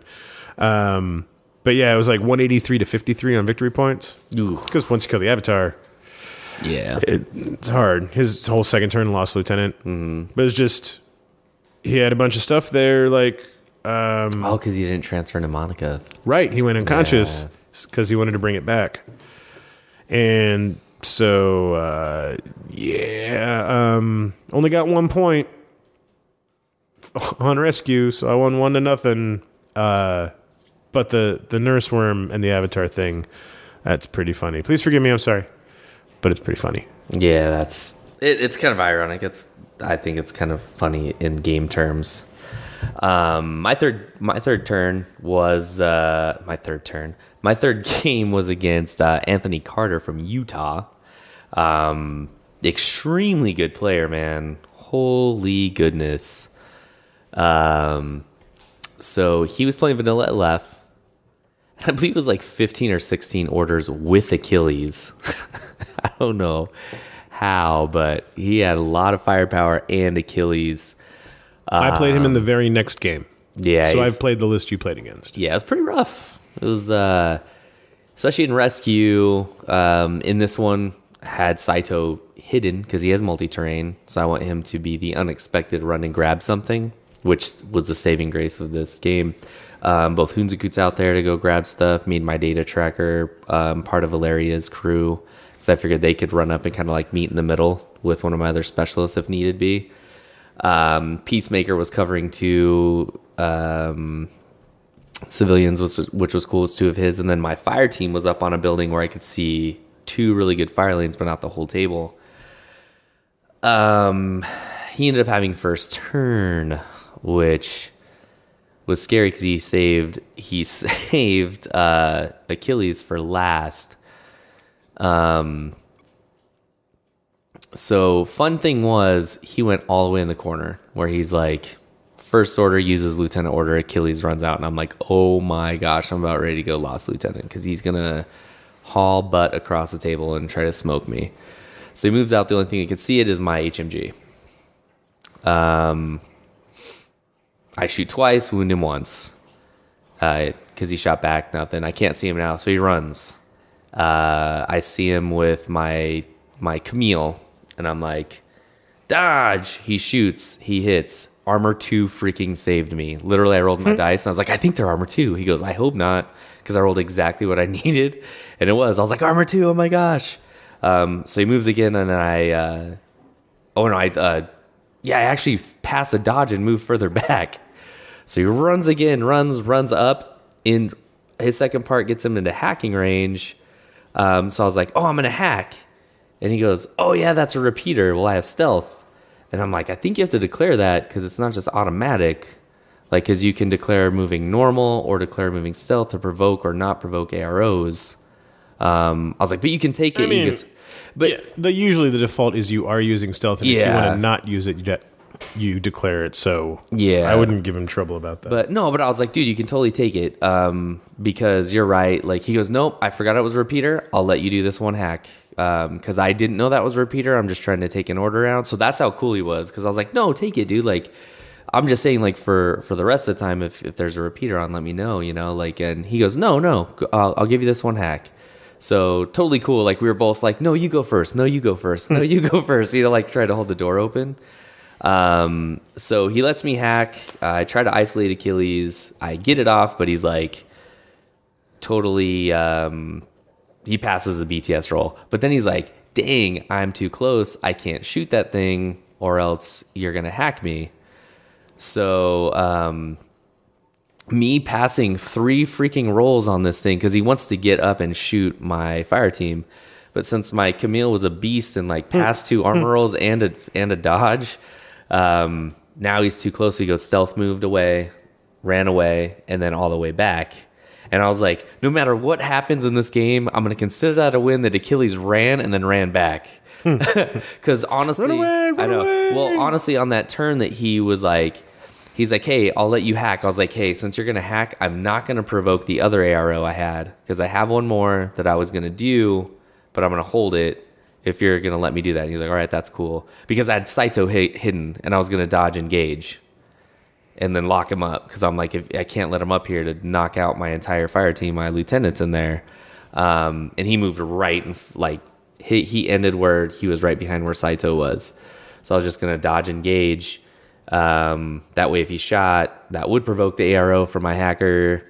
Or if he dodged, I would provoke my hacker. So I was going to force him to let me hack him. So he let me do it. I didn't dodge engage. And he ran back and I was like, oh, thank gosh. Knowing it was a lieutenant though, because he uses lieutenant order. My first order was like, I'm firing 2 pitchers right next to Achilles with my assault hacker and the Drew's fire team. Stick them both. So then I was like, assault hacker, go, isolate. He failed his armor roll. I mean, his BTS. So I'm like, all right, my next order, I'm going to speculative fire right in between where your Myrmidon officer is, making him the target, and your proxy engineer got caught in the blast. Crit. Nice. So, boom, Myrmidon goes down, but then he failed the EM roll with his engineer proxy. So she goes offline. So nothing can de-isolate. But then I was like, whew, that saves me a turn because he's got way too many orders. Yeah. Now I know he's in loss of lieutenant because he said Achilles was a lieutenant. I know that officer's got chain of command. Yeah. So boom, do that. There was a whole lot of moving around.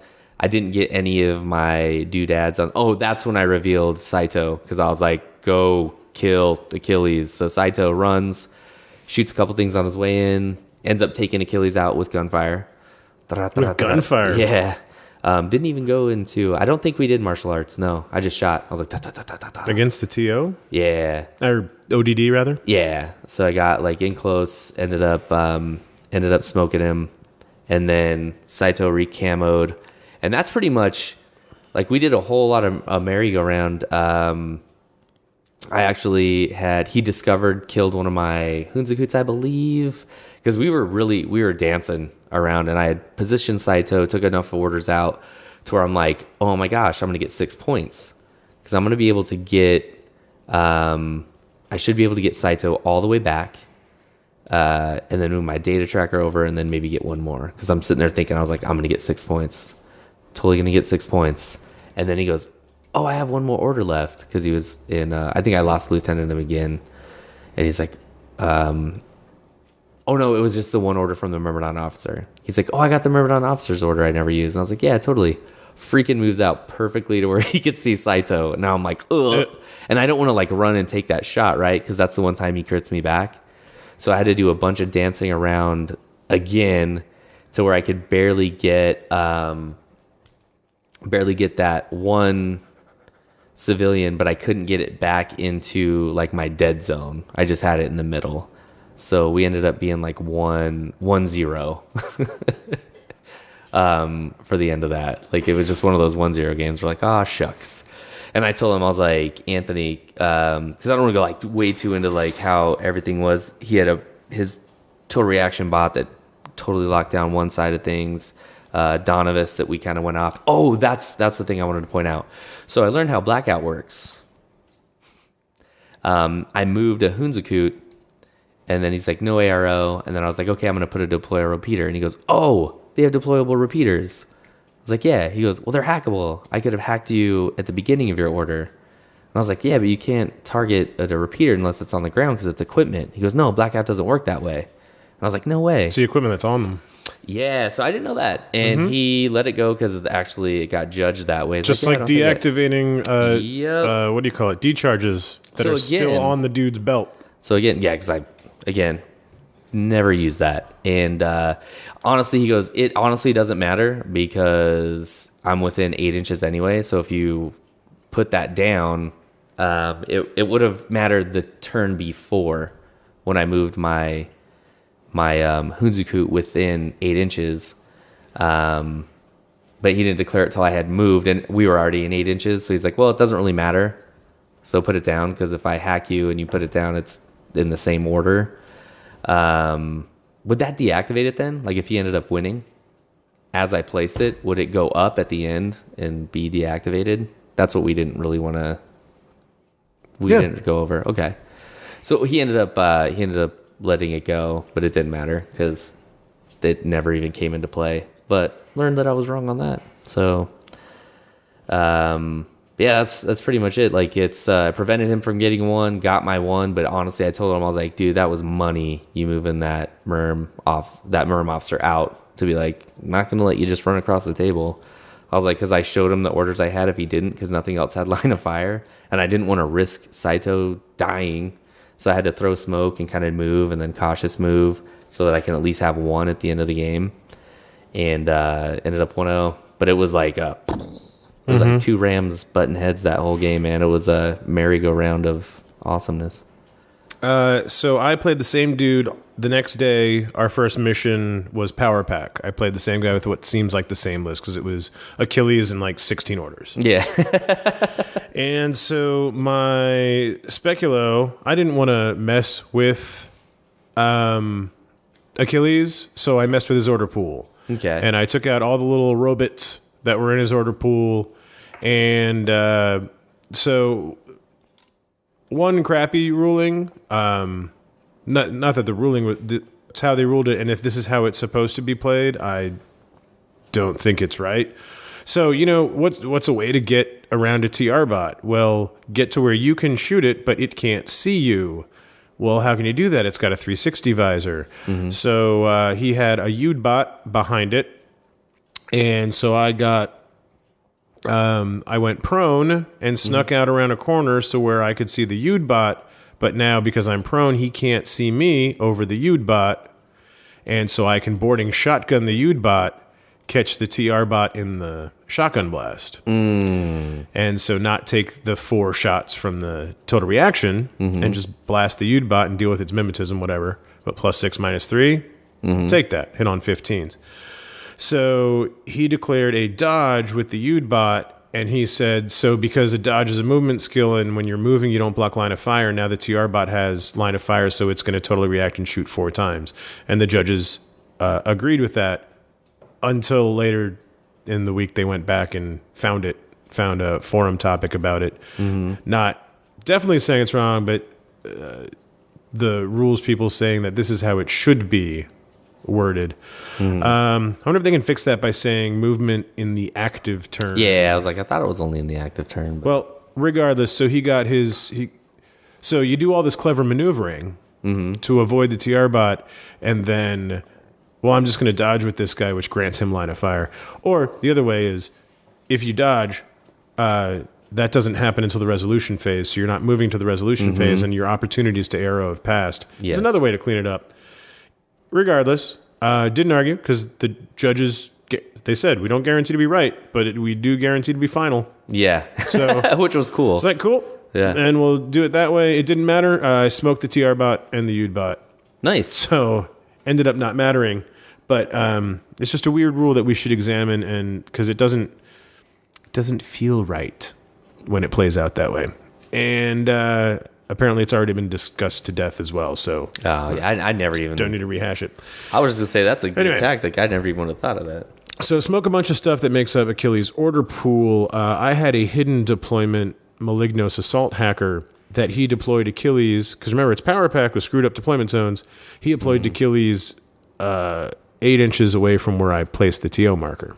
Now, this is prior to me smoking the TR bot. I thought where I was going to reveal, I was going to be blocked line of sight from the TR bot, but he figured that he had line of fire. So while I revealed my Noctifer to hack Achilles from the other side of a building, he lit the Noctifer up with the TR bot. Ooh. So, but I go to isolate Achilles and with, what's it called? Oblivion? Crit. Ooh. And so Achilles was isolated, and so I sort of wasted time because I killed his order pool and isolated him in the same turn. But the rest of the game, and so turn 1 was looking great. His turn 1, Achilles spends his only order that he can spend, and he's going to run out and murder something, right? I think he was going to take on my TR bot or whatever. He's going to use that, or he's going to kill something.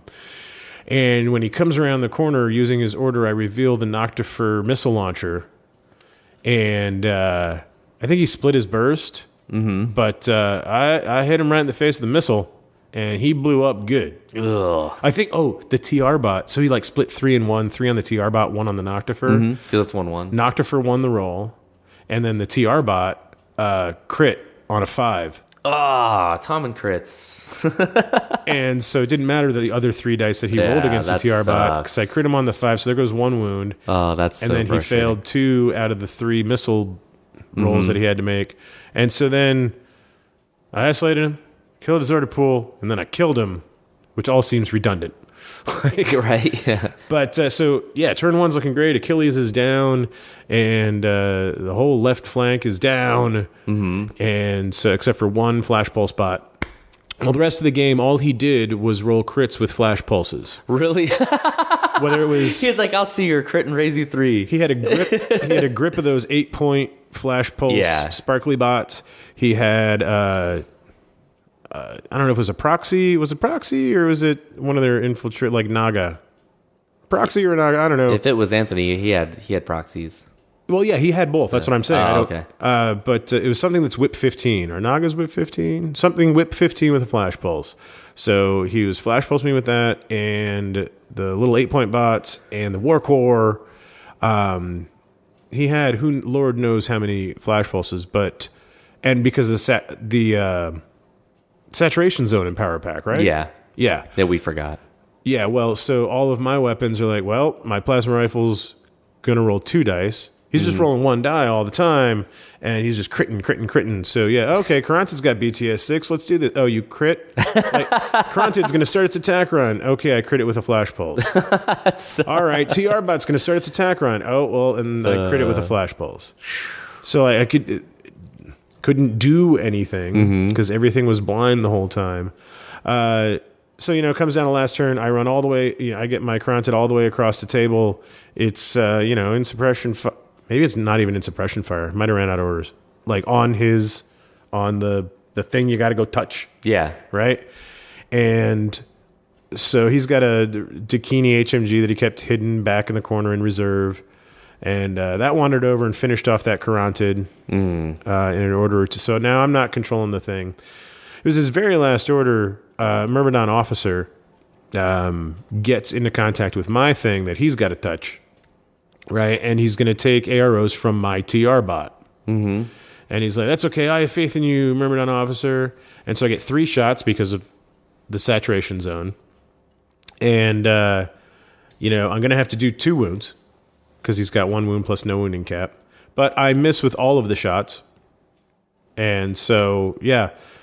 That was me putting my head in my hand. I think might have been another arrow to it too, but he had to move. So he moves. He's about 1/8 of an inch away, probably not even 1/4.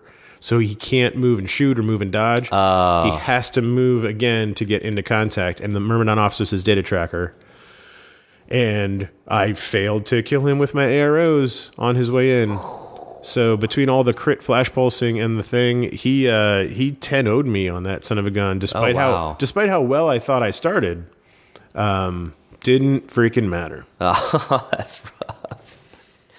Oh man, Power Pack, not one that I've played a lot. Played awesome gentleman by the name of Carlos Aleman. I'm pretty sure that's how I say it, right? Carlos, email me if I said it wrong. Because it's Rumble, so he was probably Ale Man that weekend. Yeah, that's what we joked about that, honestly. But we also joked that Carlos misenunciated his name. He's like, it's freaking Spanish. Spanish for German. Yeah, so which is confusing. Yeah, it was really awesome. He played Morats, and I was like, oh, sweet. I'm playing Druze, so none of my shenanigans are going to work on you. And I just do not have good luck against Morats.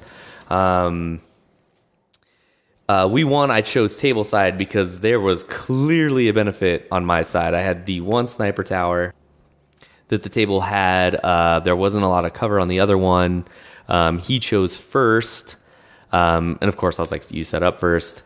And so yeah, there's Morats on one building where it was like the only cover that you could get. And then like his Rodok fire team, he put his... What's up? Sorry. So he 10-0'd me. Yeah. But our victory points, he had 127. I had 126. Anyway. How does it even get that close? Yep. Go ahead. Sorry. So he ends up getting... he puts the majority of his other guys on the other side. And it's like, standard list. I've got Q-Drone with HMG over there. So I put my Brawler team with Valeria on that side to hopefully get some pictures out and take that down. Put my Druze shock team up in that tower with the sniper and the HMGs like ready to go. Sniper's the only thing that can see his Rodox in first turn. But then I was like, oh man, I hidden deployed Saito, right kind of in the middle to where I could make a run towards the center thing at the end. But that Peacemaker, man, I put him right to where his Augsbot can, if that fire team moves, flamethrower 2 of them. But then he also had I believe a dot that had to move close to the piece to where I could flamethrower the dot and his Rodox, which is what happens. And he's like, Data Razi? Yeah, the Data Razi. Oh, okay. So you say dot and I think Animaniacs. Yeah, so I'm cute. That's pretty much what happened. Yeah, he moved and I was like, flamethrower. He's like, man, I didn't think about that one. Flame those guys. And then I'll tell you what, I was literally thinking so hard this whole game, and I loved when he's like, if I'm having you thinking, that's awesome. Because he played lights the freaking out, man. Moves his Q-Drone smokes both my HMG and my sniper out of cover. He's out of cover. So I'm like, sweet, I need 18s with this sniper because see through. He's like, F it, 2 and 2. So I go 2 and 2. He beat both. I failed both armor rolls. They went down. I was like, that's money. That was actually money. Because if I would have had that, it would have been just like walks for days. With them down, Rodox moved to try to like take that side objective, which Saito's going to help out with later. He tries to drop a Raziat. Freaking hack enemy transport worked. I was like, again, another irony. I was like, I never hit this, and it won. -6 versus their unmodified. Okay. Yeah. So then he drops another one though in the same spot, but didn't have enough orders to go up and smoke my hacker. And that was a merry-go-round too. Saito and my Hunzakut took out, like it took 2 full turns, but we were playing like trading shots. Came out, Hunzakut shotgunned a couple people, didn't kill them all. She goes down, Saito reveals, kills a couple. Then I move and dodge and then go back into no, I couldn't go back into camo. Stuck it out. He ends up making a final dodge. Like he pushed to one side, but and took one of the side ones, which I couldn't take back. So then I take one and then knocked him off, and we both got like a classified, I believe, because I ended up winning only by like 4 because I couldn't get to the center when I had misjudged Saito and couldn't get to the center objective. So it ended up I barely scraped out with a minor, and whereas if I would have got the other one, it would have been a major. But trying to sum this up as fast as possible because we're running out of time. Carlos, he goes, man, because he's like us. He's like, what could have I done better? And I was like, I can't think of anything other than pass an arm roll here or there. I was like, literally, dude, you played freaking pristine. It's one of those games that came down to I was fortunate on a couple rolls and he wasn't, because I was like, I can't. I was like, you asked me a question, I'm literally trying to search for an answer, but you're an amazing player. And to that, he's like, man, that means a lot because I don't get to play a lot. He's like, my gaming community is kind of sparse. I maybe get to play 3 games a year. And I was like, well, then you are a better player than I am, man. Because I try to play once a week, and he's just really good. And really, that's what happens when you're familiar with your army. Even when I had the upper hand, like, he just made the right moves in the right moments, and it just came down to me getting the second turn, honestly, to knock him off a couple of things. That's the only reason I won that mission, was I had second turn, because he went first. And I had the better position. So I wanted to give a huge shout out to Carlos for not only being an awesome person and a good sport, but commend him for being like, yeah, I don't get to play that much. And he's like, keeps his community as live as possible. So my final game, Capture and Protect, this is the 5th game, so everybody knows, unless you're like the top like 4 people, everybody knows that you didn't win. Yeah, exactly right. Boom, let's have some fun. We're on this table that was space corridors, but also outside like hills and things, but like everything was compartmentalized, and the table was marked off. They had these cool little cards where you could look to see how to play the table. And the TOs made recommendations for how to play it. It said both Star Trek doors, which, open and close. Yeah. But this one said Star Trek doors and in parentheses remain open. And then it also said use activate skill to open doors, which seemed like they were opposites. So we decided we should pick one or the other. Yeah. We went with Star Trek doors that stay open. All right. And he was playing Onyx, and I was playing Combined Army. So I played 5 different armies, right? Shazvasti, Neoterra, Vanilla Combined, Aleph, and then Onyx. Contact Force. So 3 different combined against my combined, but they were different flavors, right? Shazvasti, Onyx, and then Vanilla. Anyway, so I get to go first, and there's all these compartments, and he's got his dudes in the little compartments, and I'm looking at the Speculo, and I'm looking at this room that has Nexus Hacker, or maybe maybe Nexus Specialist, whatever, but a Nexus, and then the Kernal, and they're in this room. Yeah, they're in this room together, and I'm like, so if I come around this way, he can take like one turn of Discovers. So I'm still going to be a marker state, even if it succeeds when I open this door and boarding shotgun these two. And that's definitely his lieutenant. And Kernal, like at first I was like, oh, exciting. I get to see what he does. Except then I saw that I was going to kill him right away. So I did not get to see how he does. But yeah, so the Speculo got into those corridors and killed things from behind. And like got into the next chamber and took on some Unidrons. Like killed one, like a couple of them went dogged, but they killed her in return. It's like, okay, so she took out like 4 or 5 pieces on her own before she died, and she did not not bad. She did not go unconscious that I could automatic it later. She went dead. He killed her real good. Oh man! And meanwhile, those Data Razi started in the same like corridor on my side, so they're impetuous. We're taking them down, opening doors as they're trying to get, because everything's in the middle, including the console that I need to go touch, which is surrounded by half of his Unidron Link team. Well, the other half is outside where the big guns are holding the long fire lanes across the table that are outside the corridors. But yeah, it was a brutal first turn.